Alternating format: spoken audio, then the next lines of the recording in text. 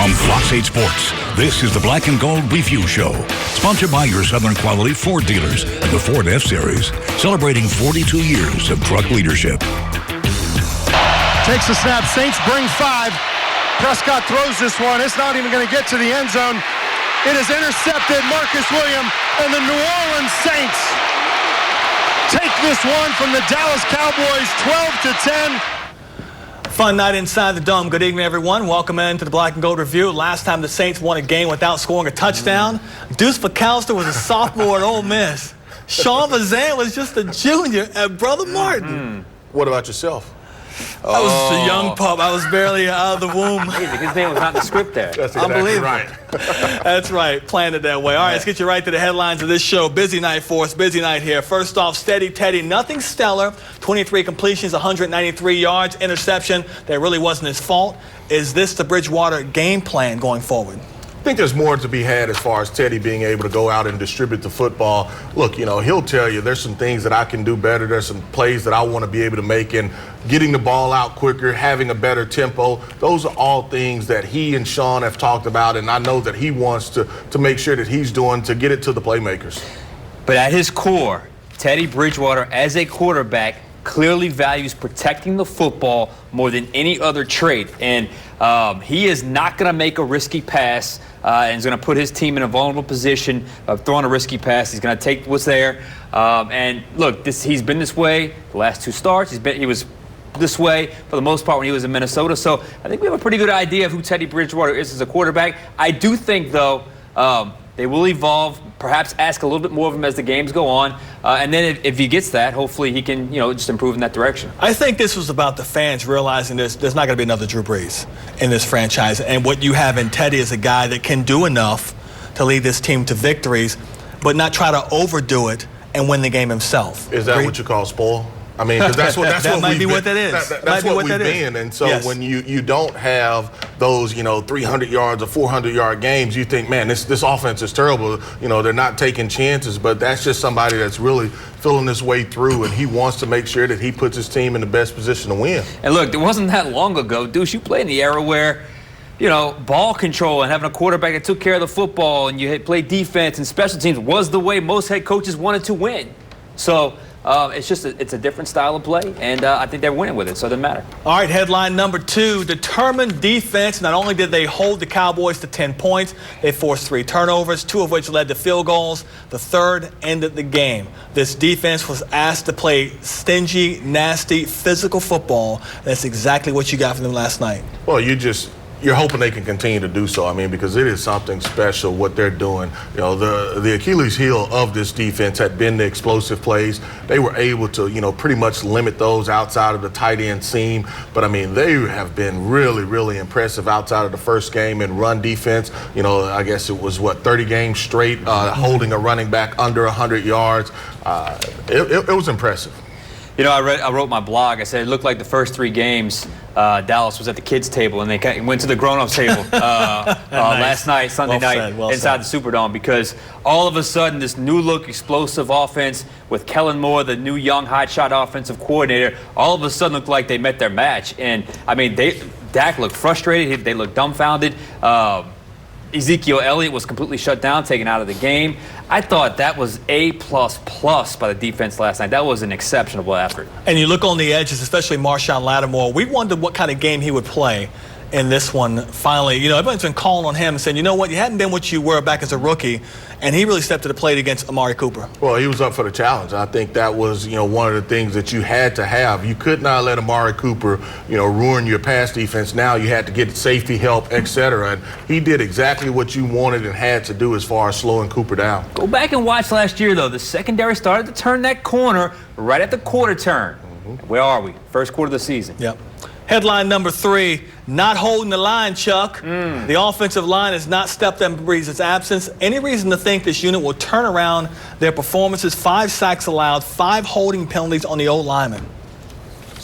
I definitely think they'll turn it around. They're a veteran group. I mean, they're too talented, they're too experienced to be able to go out there and play not up to their capabilities. I think at some point, we're probably past at some point. Sean's going to challenge him, and he's basically going to say, look, we'll get some other guys in, or we'll make it extremely easy or hard for you. It's really going to be their call, but they're too talented to continue to play in that manner. Yeah, this feels like it's just a little bit of sloppiness, lack of details.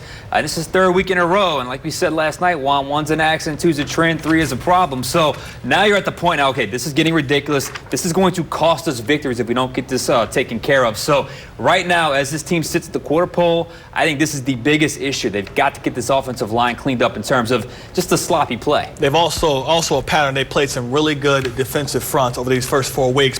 Headline number 4.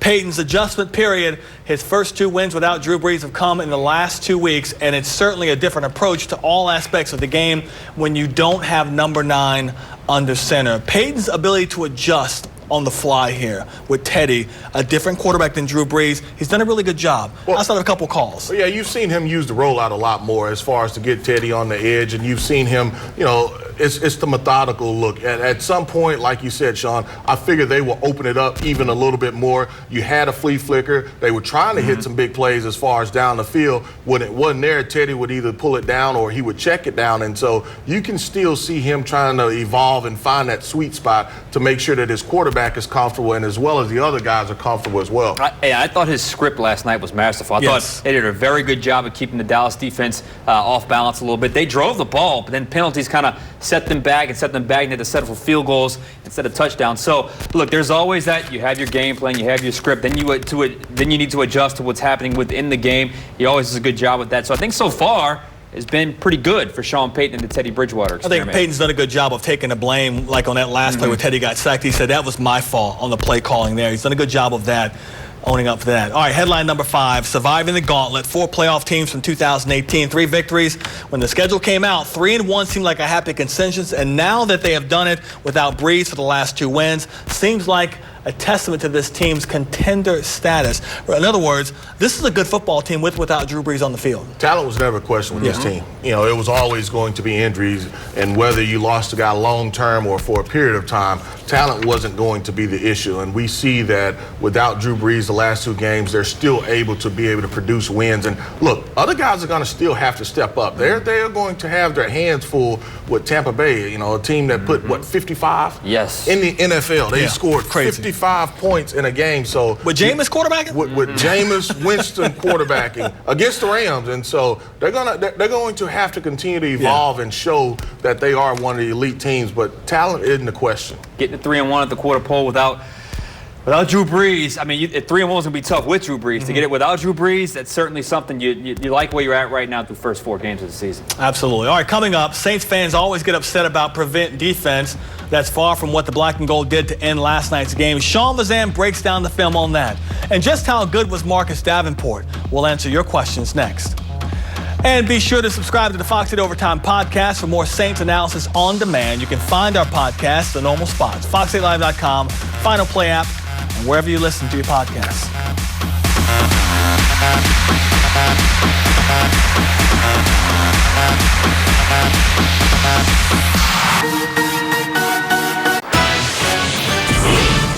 You're watching the Black and Gold Review Show, sponsored by your Southern Quality Ford dealers and the Ford F-Series, celebrating 42 years of truck leadership.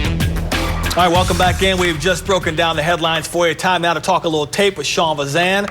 I imagine we're talking about Dennis's defense. Yeah, pretty good, huh? Yeah, they were Not solid. Too bad. A defensive masterpiece by the Saints last night, and the mastermind, Dennis Allen, called a masterful game. But of all the calls he made, my favorite had to be his last on the Hail Mary pass from Dak Prescott.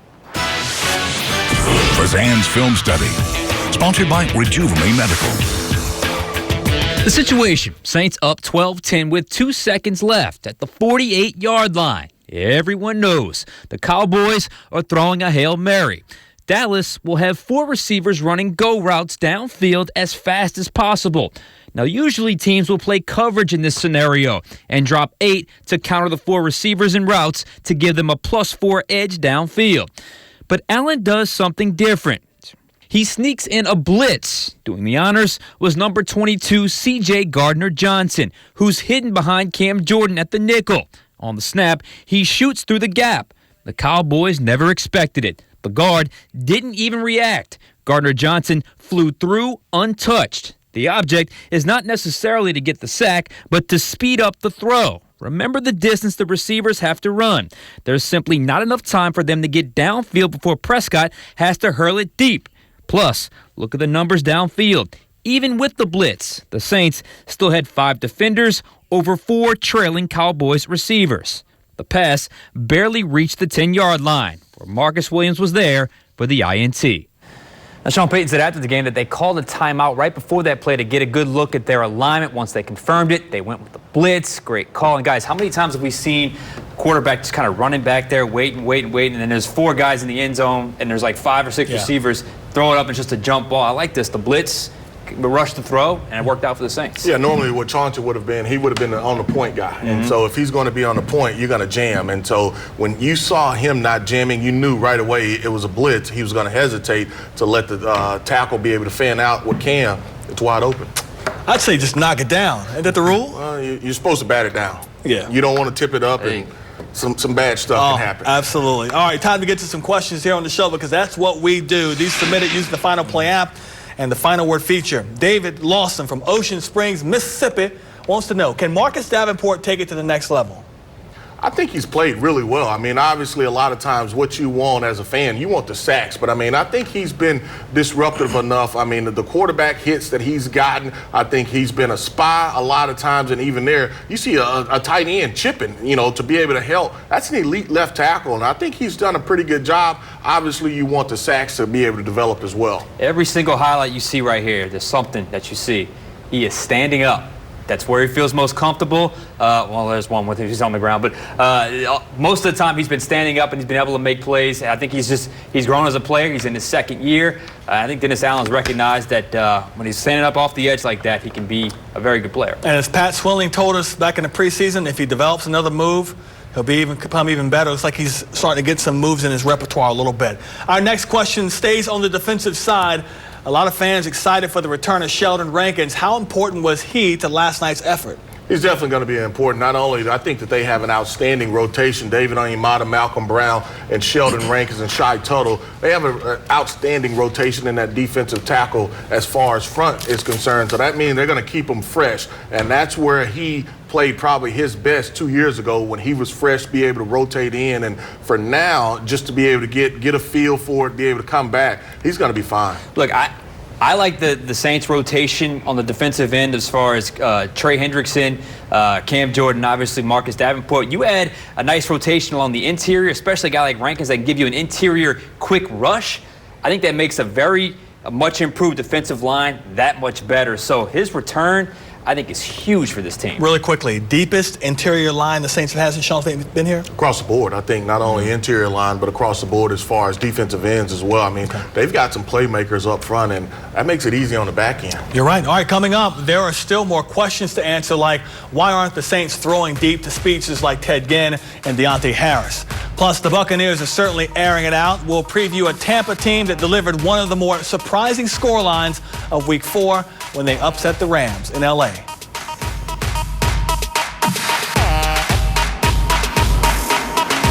Fans who want to see their team spirit on television can head to the Final Play app to submit a picture. Just click the menu, scroll down to the Submit Your Saints Picks page, and from there, just follow directions. Tune in throughout the season to see your Who Dat passion on display.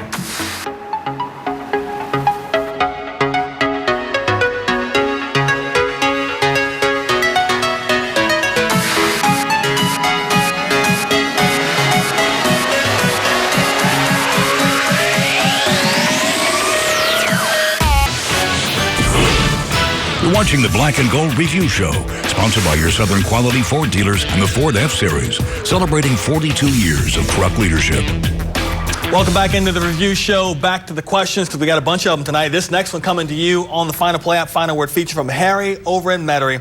Says it seems like the Saints aren't stretching the field. It seems like every pass completion is short.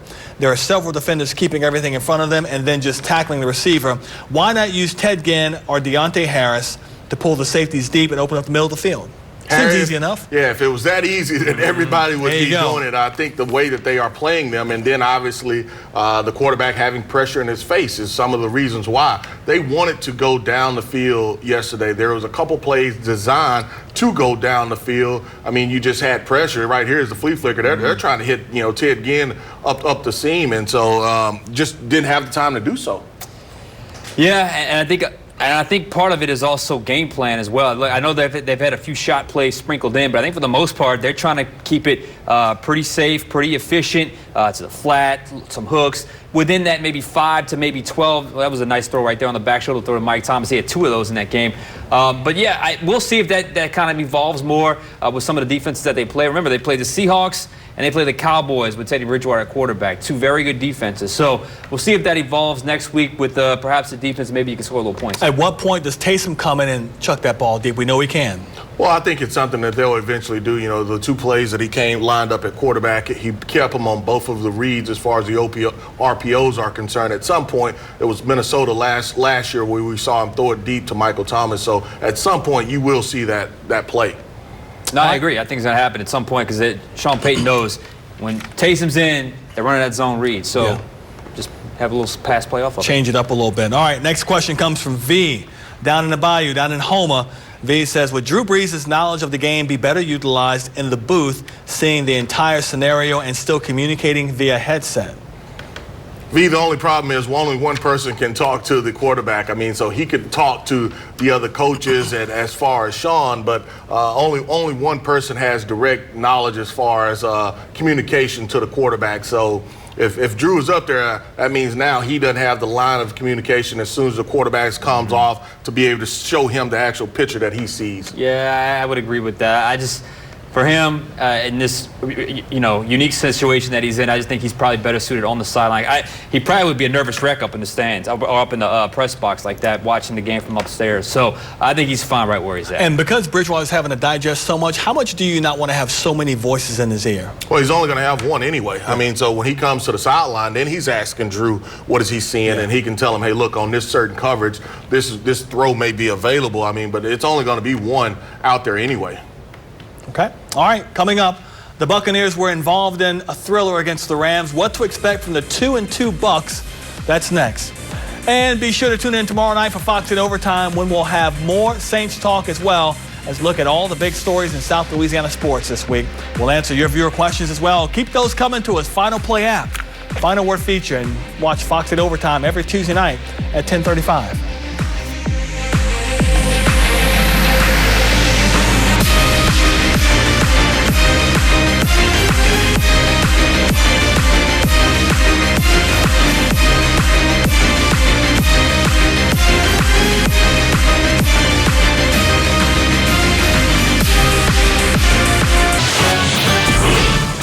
You're watching the Black and Gold Review Show, sponsored by your Southern Quality Ford dealers and the Ford F-Series, celebrating 42 years of truck leadership.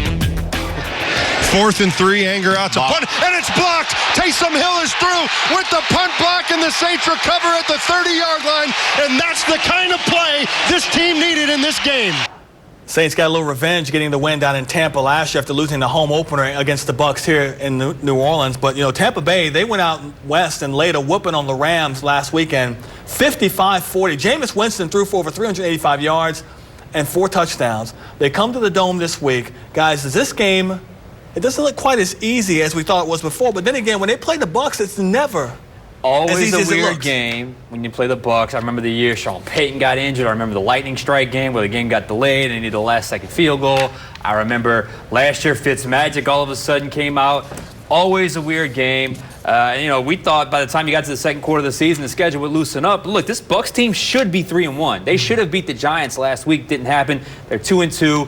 They put up, Jameis put up 340-something yards last week. 4 touchdown passes. Look like he's finally starting to connect here. Back-to-back 300-yard games. Starting to connect here with Bruce Arians' offense. So, yeah, I mean, look, this NFC South as well. So, I think it's going to be a tough matchup. What originally looked like maybe a trap game, when they put 55 points up on the Rams, that's not a trap. That means you have to come and play because these guys are, they have a pretty good team. And you talk about having the league leader, Shaquille, I think it's Barrett, Barrett, being the he's leading the league in sacks. He has 9 sacks this year, so that's a good ball team. They've always had skill players. They're physical up front with their D-line and their offensive line, so you're going to have to play.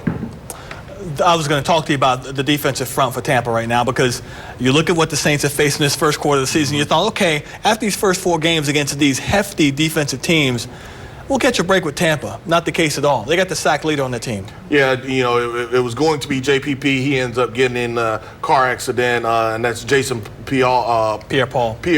He ends up getting in a car accident over the summer. Vita Vea is finally healthy inside, and you have Barrett that comes out of kind of almost nowhere. Right, and then Sue's in there as well. Yeah, well, I didn't even mention Sue, because normally Sue, he only plays, comes play all time. Yeah. I mean, he's still an outstanding player. Got him a touchdown last week on Sunday. Yeah, he's an outstanding player, but I mean, that defensive front is not going to be an easy one, so the Saints offensive line has to be up to the test. No doubt. They got to be up to the test. Have to be up to the test every week in the NFL, but I'll say this. You saw what just happened right there? Marcus Peters, pick 6. As good as Jameis Winston plays, he's going to give you a gift or two in the game. You got to take advantage when you get it, because that pick right there got the Rams back in the game. We think about this series between these two teams. They have split their season series the last 4 years. Haven't swept the Bucs since 2014. Do the Bucs have an advantage with Bruce Arians and Byron Leftwich running this offense in Tampa? I don't know if it's necessarily an advantage. I mean, because what you have to really go and do is go back and look and see what they did at Arizona. The Saints played them, I guess, 2 years ago out in Arizona. So they're going to be somewhat familiar. Obviously, the Saints know that personnel really well. I'll be interested to see how much different they are now with this personnel that they have than what they had over in Arizona. And you just know the reputation Arians has had with quarterbacks. He Peyton Manning, Ben Roethlisberger, Carson Palmer. All these guys played under Arians, all got better. Winston's still a younger quarterback. Clearly, he's kind of turned the corner over the first 4 games of the season. So you know from a reputation standpoint what Bruce Arians can bring. Byron Leftwich has done well calling the plays for this offense, but I think the principles are Arians' system. So you got to just have the proper respect for an NFC South opponent. The most important thing, as good as Jameis has been, he will always come back down to earth eventually. For Deuce and Sean and everyone here at Fox 8, thanks for watching. Our next newscast is at 4:30 in the morning. Have a great night. This has been the Black and Gold Review Show, sponsored by your Southern Quality Ford dealers and the Ford F-Series, celebrating 42 years of truck leadership.